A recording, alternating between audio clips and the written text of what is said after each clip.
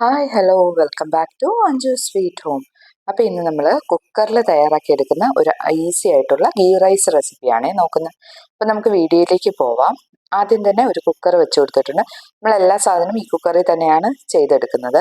അപ്പോൾ കുക്കർ നന്നായിട്ട് ചൂടായതിനു ശേഷം അതിലേക്ക് നമുക്ക് ആവശ്യത്തിനുള്ള എണ്ണയും നെയ്യും കൂടി മിക്സ് ചെയ്താണ് ഞാൻ ഉപയോഗിക്കുന്നത്. അപ്പം 2 ടേബിൾ സ്പൂൺ നെയ്യ് ഒഴിച്ചു കൊടുക്കുന്നുണ്ട്. ഇനി ഇതിലേക്ക് കുറച്ച് സൺഫ്ലവർ ഓയിൽ കൂടെ ചേർത്ത് കൊടുക്കാം. ആദ്യം തന്നെ നമുക്ക് അതായത് നമ്മൾ ഈ ഉള്ളി വറുത്ത് ബിരിയാണിയുടെയൊക്കെ മുകളിലിടില്ലേ, അതാണ് തയ്യാറാക്കുന്നത്.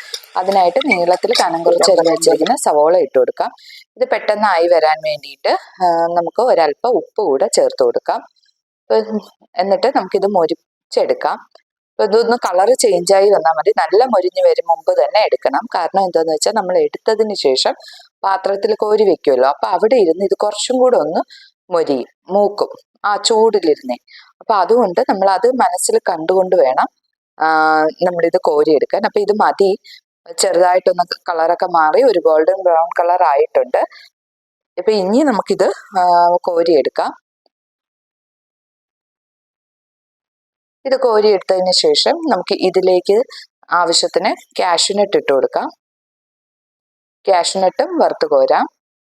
അപ്പം അതും ഒരു ഗോൾഡൻ ബ്രൗൺ കളർ ആവുന്നത് വരെ വറുത്ത് നമുക്ക് കോരിയെടുക്കാം. ഇനി ഇതിലേക്ക് തന്നെ കിസ്മിസ് ഇട്ട് കൊടുക്കാം. ഈ കാഷ്യൂനട്ടിൻ്റെയും കിസ്മിസിൻ്റെ അളവ് നിങ്ങളുടെ വീട്ടിലുള്ളവരുടെ ഇഷ്ടം അനുസരിച്ച് ചേർത്ത് കൊടുക്കാം. കിസ്മിസ് പെട്ടെന്ന് തന്നെ മൂക്കും, അപ്പോൾ ഉടനെ തന്നെ എടുത്തോണം. എന്നിട്ട് അതിലേക്ക് ഞാൻ ഒരു സ്പൂണും കൂടെ നെയ്യ് ചേർത്ത് കൊടുത്തിട്ടുണ്ട്.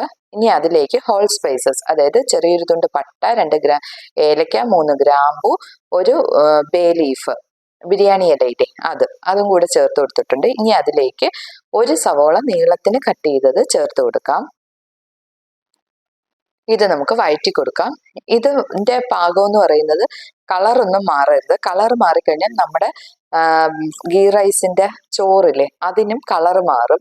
അതുകൊണ്ട് ഇത് ഒരുപാട് മൂപ്പിക്കുകയൊന്നും വേണ്ട. ഇതൊന്ന് വാടി കുഴഞ്ഞ് ഒന്ന് ലൈറ്റ് കളറായിട്ട് വരില്ലേ, ആ ഒരു പരുവമായാൽ മതി.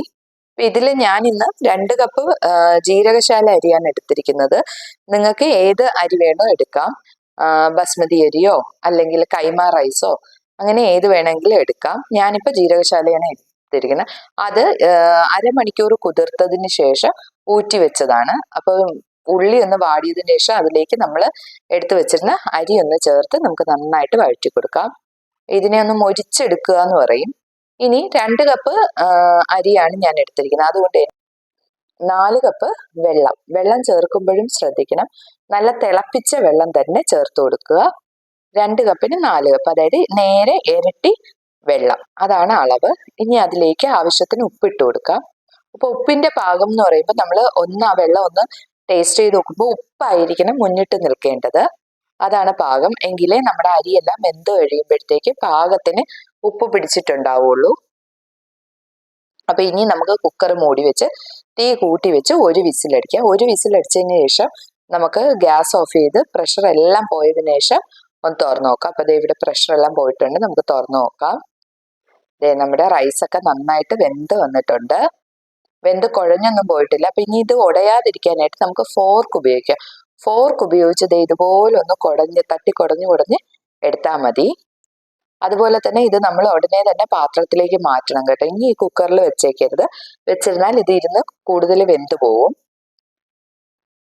അപ്പൊ നമുക്ക് ഇത് സെർവിങ് ബൗളിലേക്ക് മാറ്റാം.